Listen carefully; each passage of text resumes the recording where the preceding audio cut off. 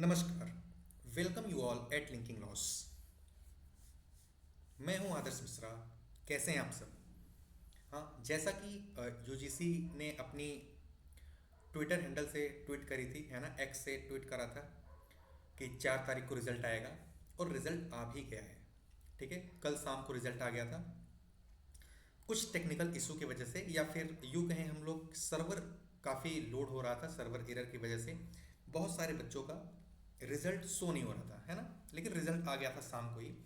अब काफ़ी टाइम हो गया है, लगभग 24 घंटे हो गए हैं, एक दिन पूरा हो गया है। तो अब तक सबने अपना अपना रिजल्ट देख लिया होगा, है ना। आई होप सबका अच्छा आया होगा। और अब सर्वर भी सही है, जिसने अभी तक नहीं देखा है आप देख सकते हैं।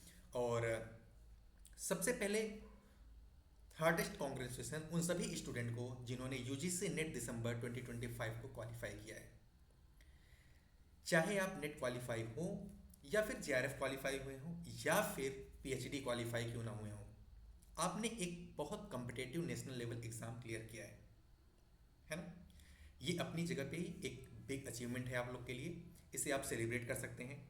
आज का सेशन इसीलिए सिर्फ रिजल्ट के एनालिसिस तक नहीं है, बल्कि एक मेच्योर एकेडमिक डिस्कशन हम लोग इस पे करने वाले हैं, है ना।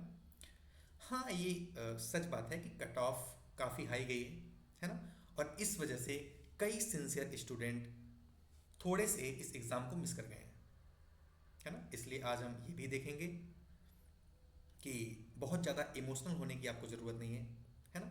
थोड़ा कामली लॉजिकली आप समझिए कट ऑफ क्यों बढ़ी है ना। किसने क्वालिफाई किया है और क्यों किया है, किसने मिस किया है और उसके पीछे की क्या रीज़न रही है ना। और सबसे इम्पॉर्टेंट, अब आगे क्या करना चाहिए आप लोग को, है ना। ये सारा कुछ आपको समझना पड़ेगा, है ना, सोचना पड़ेगा। तो चाहे अब खुश हो या आप, या फिर थोड़े डिसअपॉइंटमेंट भी हो सकते हैं आप, लेकिन ये सेशन सबके लिए इक्वली इंपॉर्टेंट होने वाला है, चाहे आप क्वालिफाई किए हों या फिर ना किए हों, है ना। दोनों को हम देखेंगे और दोनों के एंगल से हम बात करने की कोशिश करेंगे। ओके। तो अगर हम देखें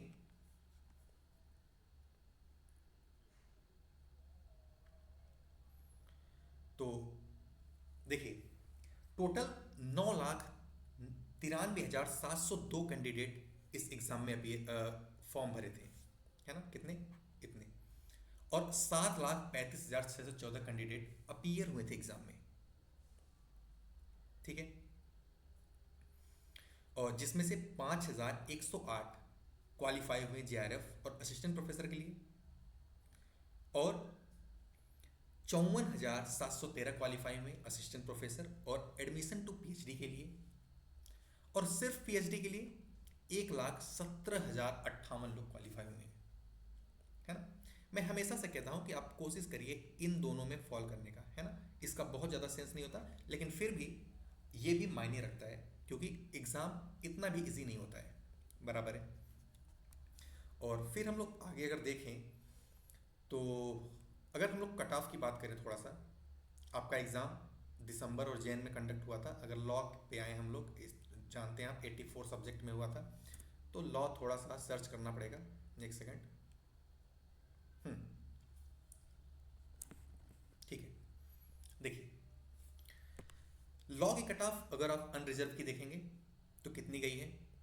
अगर हम लोग जेआरएफ की बात करें तो 218 गई है ना। अच्छी खासी कट ऑफ गई है। और पेपर इतना भी इजी नहीं था, मॉडरेट था, मॉडरेट टू डिफिकल्ट लेवल का था, लेकिन फिर भी कट ऑफ अच्छी गई है। ठीक है। टोटल 59 कैंडिडेट अनरिजर्व में क्वालिफाई हुए हैं जेआरएफ के लिए। ठीक है, कोशिश करिए। अगर इसमें आप हैं तो बहुत अच्छी बात है, नहीं है तो जून 2026 में टारगेट करिए आप इसमें आ जाएं। ठीक। उसके बाद 188 गई है आपकी असिस्टेंट प्रोफेसर की कट ऑफ, जिसमें 955 कैंडिडेट का सिलेक्शन हुआ है ना। और 166 गई है पीएचडी ओनली का कट ऑफ, जिसमें 2202 कैंडिडेट क्वालिफाई हुए हैं। ऐसे ही ओबीसी की 202 कट ऑफ गई है जेआरएफ की, 172 गई है असिस्टेंट प्रोफेसर की, और 154 गई है पीएचडी ओनली की। ओके। एडब्ल्यूएस अनरिजर्व से थोड़ी सी लो गई है, 210 गई है ना, फॉर जेआरएफ। और 174 गई है असिस्टेंट प्रोफेसर के लिए, और 150 गई है नेट के लिए, सॉरी पीएचडी ओनली के लिए। ठीक है। एससी की ऐसे ही 196 गई है जेआरएफ, 162 गई है असिस्टेंट प्रोफेसर के लिए, एंड 144 गई है आपकी पीएचडी के लिए। एसटी की 182 है और 156 असिस्टेंट प्रोफेसर एंड 140 आपकी पीएचडी ओनली। ओके, बाकी का आप देख सकते हैं, ये आपका कट ऑफ है। ठीक है, तो पीछे अगर इसके पहले वाले में आप देखेंगे तो काफ़ी ज़्यादा आपका इंक्रीज हुआ है कट ऑफ का लेवल, है ना। इससे आपको एक चीज़ समझ में आ रही होगी कि एक महीने में चीज़ें कवर नहीं की जा सकती, है ना, क्योंकि जो कैंडिडेट आपका 6 महीने से 1 साल से लगा हुआ है उसका भी तो परफॉर्मेंस मायने रखता है ना। और अभी फैब आ गया है, अगर आप जून को टारगेट कर रहे हैं तो अभी से आपको प्रिपरेशन करना शुरू करना पड़ेगा अगर आपको जेआरएफ में आना है तो। और यकीन मानिए जेआरएफ काफ़ी अच्छा आपको लाइफ देता है, 4 से 5 साल अच्छा खासा आप स्टाइपेंड उठाते हैं और अच्छे से आप रिसर्च भी करते हैं, किसी और चीज़ की तैयारी भी आप कर सकते हैं। ठीक है, ये तो हम लोगों ने कट ऑफ की बात कर ली। देखिए कंपटीशन इंक्रीज हुआ है, पहली चीज़ है ना।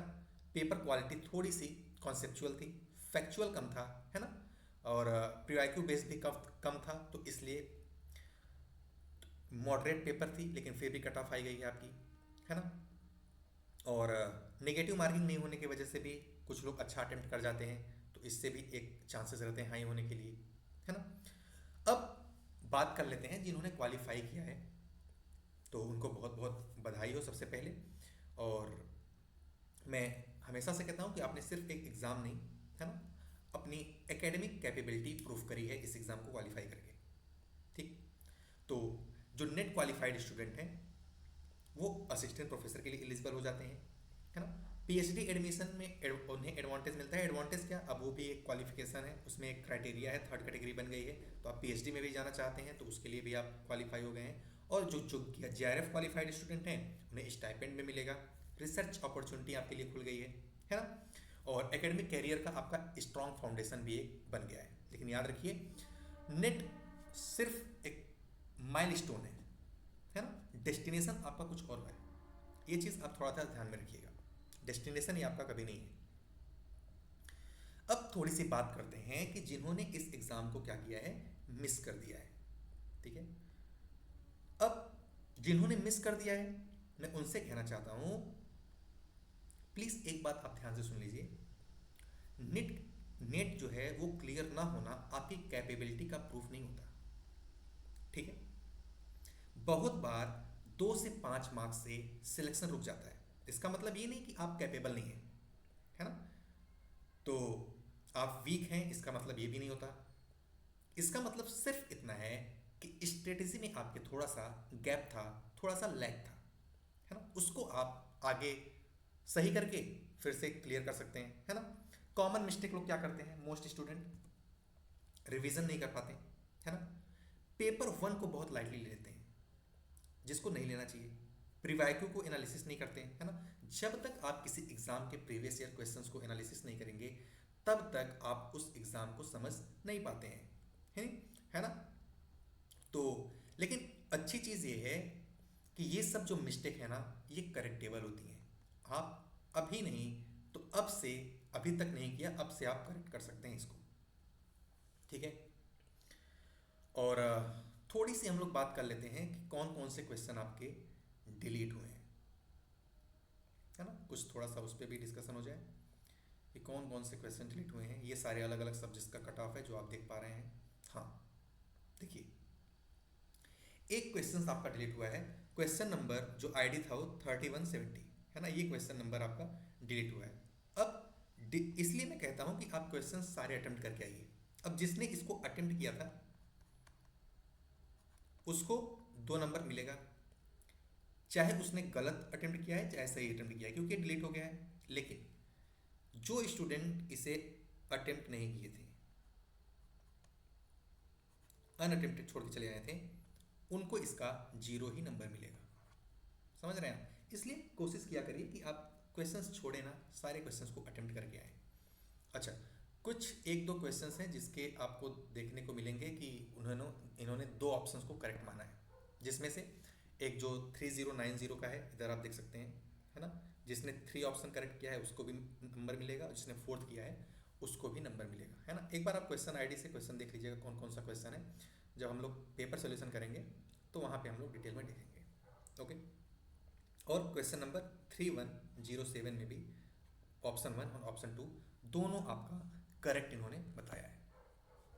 ठीक है, तो एक क्वेश्चन डिलीट है और 2 क्वेश्चन में इन्होंने दो ऑप्शन को करेक्ट माना है। ठीक, तो अब अगर आप दिसंबर को क्वालिफाई नहीं कर पाए हैं तो कोई बात नहीं, आप जून 2026 को आपका बेस्ट चांस बना सकते हैं, उसे अपना बेस्ट चांस दीजिए। और एक बात हमेशा याद रखिए आप कि प्रिपरेशन का मतलब आपका रट्टा नहीं होता, है ना। आप इस स्टेज पे आ गए हैं कि आप रट के कोई भी चीज़ अचीव नहीं कर सकते, है ना। कितना रटेंगे आप, इसलिए कॉन्सेप्ट क्लैरिटी आपकी होनी चाहिए, है ना। प्रीव्यू मैपिंग आपको आनी चाहिए, है ना। प्रीवियस ईयर क्वेश्चंस आपके माइंड में होना चाहिए कि कैसे क्वेश्चंस बन रहे हैं। इंटरलिंकिंग सब्जेक्ट का आना चाहिए आपको, सबसे इंपॉर्टेंट है इसमें। और रेगुलरली आप रिवाइज करते रहें, वीकली मंथली आप मॉक भी देते रहें, है ना, क्योंकि बहुत टाइम नहीं बचता। अब आज से अगर आपको जून टारगेट करना है तो कितना टाइम है, 3 से 4 मंथ टाइम है, उससे भी कम। ठीक है, और पेपर 1 और पेपर 2 दोनों को आप इक्वली सीरियस लें। अगर जब तक आप दोनों को इक्वली सीरियस नहीं लेंगे तब तक आप मतलब ऐसे ही मिस करते रहेंगे, बराबर है। तो ये थोड़ा सा आप ध्यान में रखिए।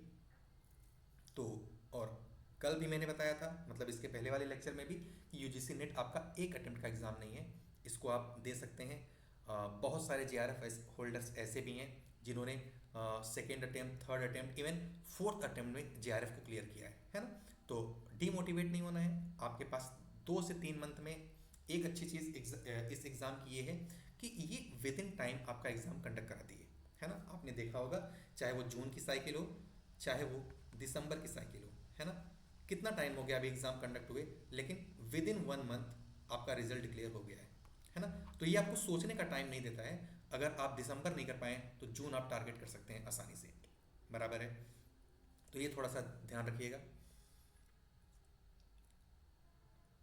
तो बहुत सारे जेआरएफ होल्डर हैं जो second, third and fourth attempt में क्वालिफाई किए हैं। डिफरेंस सिर्फ इतना होता है, जो सीख के आगे बढ़ता है वही आगे जाके सिलेक्ट हो जाता है, और थोड़ा सा पेशेंस रखना आपको आना चाहिए, है ना। पेशेंस है आपके पास तो आप अचीव कर लेंगे। ओके, उसके बाद अच्छा, आपके लिंकिंग लॉ कैसे मदद कर सकता है इसमें, ये भी थोड़ा सा आप समझ लीजिए। अगर आप सेल्फ स्टडी कर रहे हैं, अच्छी बात है, कर सकते हैं आप बिल्कुल। लेकिन अगर थोड़ा सा भी आपको कंसिस्टेंसी में दिक्कत हो रही है ना, प्रॉपर आप रिवाइज नहीं कर पा रहे हैं ना, एक दिन पढ़ते हैं 2 दिन का गैप हो जाता है, तो अगर ऐसा कुछ है तो आप बिल्कुल लिंकिंग लॉ के साथ जुड़ सकते हैं, है ना। लिंकिंग लॉ आपके लिए रेगुलर कोर्स लेके आ रहा है। 15 फेब से 2026 आपको 5 मंथ की वैलिडिटी देगी, 4+1 मंथ। इसमें आपका रिवीजन सेगमेंट भी आ जाएगा इस बैच को आपको लेने से, है ना। Last month revision segment live और रिकॉर्डेड दोनों फॉर्म में आपको मिलेगा। रिकॉर्डेड आपको पिछला जो बैच था उसका रिकॉर्डेड वर्जन भी आपको अवेलेबल हो जाएगा, है ना। आप ऐप डाउनलोड कर सकते हैं, वहाँ से परचेस कर सकते हैं, या फिर इस बार कोर्स से आप एनरोल कर सकते हैं, बराबर है। सर की मेंटोरशिप रहेगी और सर की भी आधे से ज़्यादा क्लासेस आपको देखने को मिल जाएंगी इसमें। ओके, और अगर आप सेल्फ स्टडी भी कर रहे हैं तो भी आपके लिए यूजीसी नेट जेआरएफ के लिए अच्छा खासा बुक का सेगमेंट बनाया गया है। स्टडी मटेरियल आपके पास है, इंग्लिश एडिशन भी है, हिंदी एडिशन भी है। आप दोनों में से कोई भी एक परचेस कर सकते हैं जो आपका मीडियम है ना।